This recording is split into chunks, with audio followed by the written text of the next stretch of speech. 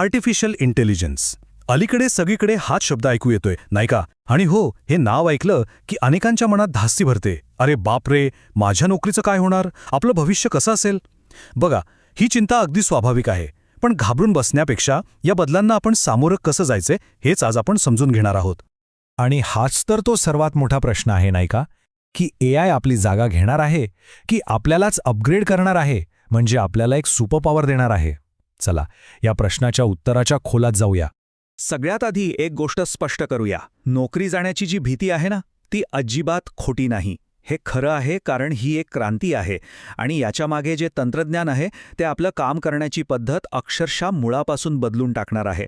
या बदलाचं एक जबरदस्त उदाहरण म्हणजे वाइब कोडिंग. जरा विचार करा, आता कोड लिहिण्यासाठी ती किचकट कॉम्प्युटरची भाषा शिकायची गरजच उरलेली नाही. आपल्याला फक्त आपली आयडिया, आपली कल्पना साध्या सोप्या भाषेत सांगायची आहे आणि एआय काय करेल? ते आपल्यासाठी तो सगळा गुंतागुंतीचा कोड लिहून देईल. आहे की नाही कमाल? हे अजून सोपं करून सांगतो. बघा, पूर्वी कोडिंग करणं म्हणजे कसं होतं? जसं काही आपण एक एक वीट रचून घर बांधतोय. खूप वेळ लागायचा, खूप कष्ट होते. पण आता वाइब कोडिंगमुळे काय होतंय? आपण फक्त आपल्या स्वप्नातल्या घराचं एक स्केच काढतो आणि ते घर आपोआप जादू झाल्यासारखं उभं राहतं.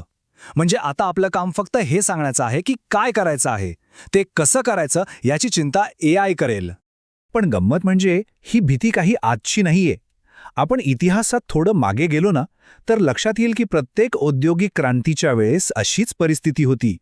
जेव्हा स्टीम इंजिन आलं, वीज आली, अगदी संगणक आले, तेव्हाही लोकांच्या मनात हीच भीती होती की आपल्या नोकऱ्या जातील.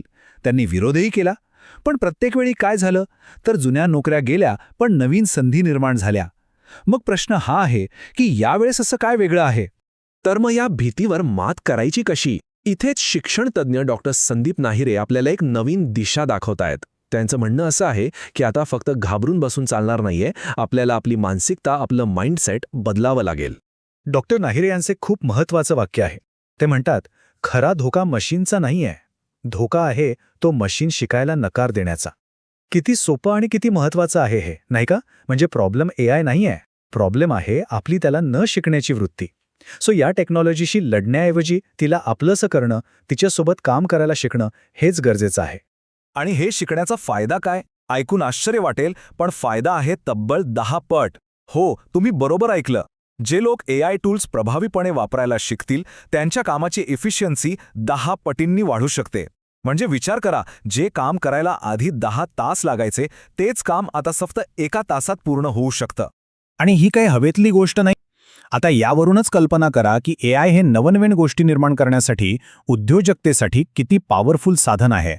ठीक आहे, पण मग एआयचा प्रभावीपणे वापर करायचा तरी कसा? याचं गुपित दडलं आहे प्रॉम्प्ट इंजिनिअरिंगमध्ये.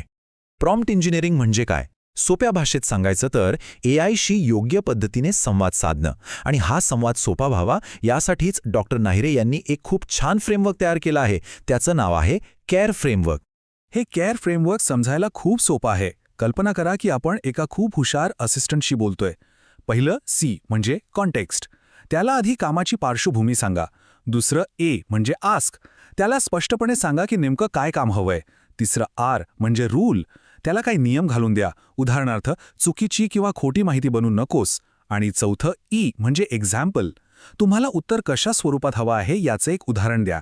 बस, या 4 सोप्या स्टेप्स वापरल्या की एआय कडून आपल्याला एकदम अचूक आणि परफेक्ट उत्तरं मिळतात. चला, आता आपल्याला एआयशी बोलायचं कसं हे तर कळालं. पण प्रश्न हा आहे की कुठल्या एआयशी बोलायचं? कारण बघा, प्रत्येक कामासाठी एकच एआय टूल चालत नाही. जसं आपल्या टूलबॉक्समध्ये स्क्रूड्रायव्हर, पक्कड, हातोडी, वेगवेगळी अवजार असतात ना, अगदी तसंच एआयच्या जगातही वेगवेगळ्या कामांसाठी वेगवेगळे स्पेशलिस्ट टूल्स आहेत. चला तर मग काही महत्त्वाचे टूल्स बघूया. सगळ्यात आधी ChatGPT. हे आपल्या रोजच्या कामांसाठी, काही नवीन आयडिया सुचवण्यासाठी किंवा काही लिहायचं असेल तर त्यासाठी बेस्ट आहे. समजा आपल्याला एकदम ताजी, लेटेस्ट माहिती हवी असेल तर परप्लेक्सिटी वापरायचं, कारण ते थेट इंटरनेटवर सर्च करतं. तुमच्याकडे एखादी मोठी फाईल आहे किंवा काही कोडिंगचं काम आहे, त्यासाठी क्लॉड हा एक उत्तम पर्याय आहे. आणि विद्यार्थी किंवा कंटेंट क्रिएटरसाठी तर नोटबुक LM नावाचे एक जादूचं टूल आहे. त्याला फक्त तुम्ही डॉक्युमेंट किंवा YouTube व्हिडिओची लिंक द्या, ते तुम्हाला क्षणात त्याचा सारांश तयार करून देईल. आता हे सगळं ऐकून खूप भारी वाटतंय, नाही का? पण थांबा, ही पॉवरफुल टूल्स वापरताना एक खूप मोठी जबाबदारी सुद्धा आपल्यावर येते. आणि ती जबाबदारी आहे आपल्या स्वतःच्या डेटाच्या सुरक्षिततेची. या बाबतीत आपण अत्यंत सावधगिरी बाळगली पाहिजे. एक खूप महत्त्वाची गोष्ट आणि एक प्रकारे धोक्याची सूचना आहे ती लक्षात ठेवा. आपण ह्या जनरेटिव्ह AI टूल्सना जी काही माहिती देतो, जे काही इनपुट देतो, ते त्यांच्या मेमरीमध्ये कायमचं सेव्ह होतं, परमनंटली. ते नंतर कधीही डिलीट करता येत नाही. आणि म्हणूनच आपली कोणतीही संवेदनशील माहिती म्हणजे पासवर्ड, बँक अकाउंट डिटेल्स, आपले खाजगी फोटो, कागदपत्र किंवा आपल्या ऑफिसचा कोणताही गोपनीय डेटा यापैकी काहीही या AI प्लॅटफॉर्मवर कधीही चुकूनही शेअर करू नका. कारण जर हा डेटा चुकीच्या लोकांच्या हातात गेला तर त्याचा गैरवापर होऊ शकतो. सायबर क्राईम किंवा अगदी ब्लॅकमेलिंगसाठी सुद्धा त्याचा वापर केला जाऊ शकतो. आणि जाता जाता एक महत्त्वाचा प्रश्न. आपण आपल्या पुढच्या पिढीला, मुलांना AI कसं वापरायचं हे शिकवत आहोत. ते खूप चांगलं आहे. पण ज्या प्रौढांच्या जगात हे सगळे बदल घडतायत त्यांचं काय? त्यांना कोण शिकवणार? एक गोष्ट नक्की की AIच्या ह्या युगात जर टिकून राहायचं असेल तर सतत नवीन गोष्टी शिकत राहणं हाच एकमेव मार्ग आहे.